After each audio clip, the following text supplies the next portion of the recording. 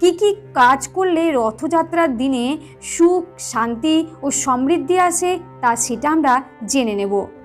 1. বলা হয় রথ দেখলে নাকি আধ্যাত্মিক জ্ঞান বৃদ্ধি পায়, চিত্তশুদ্ধি ঘটে, এমনকি প্রকৃত মানস চক্ষু দৃষ্টি আরও প্রসারিত হয়। 2. রথ টানার সময় একজন যদি তা দাঁড়িয়ে দেখেন তাতে তার অন্তরে থাকা সমস্ত পাপের মোচন ঘটে। 3. রথের রশি ধরে টান মারা একটা পুণ্যের কাজ বলে মনে করা হয়। এই রশিতে হাত ছুঁয়ে রাখলে নানা ধরনের পুণ্য অর্জন হয় বলেই কথিত রয়েছে। 4. রথযাত্রার দিনে জগন্নাথের দৈব বিগ্রহের সামনে নৃত্য পরিবেশন ও জয় জগন্নাথ নাম উচ্চারণ করে গেলে মানসিক শান্তি লাভ করা যায় ও সুখ সমৃদ্ধি আসে। 5. রথযাত্রা উৎসবের শুরু থেকে শেষ পর্যন্ত কেউ অংশ নিলে এবং এর সমস্ত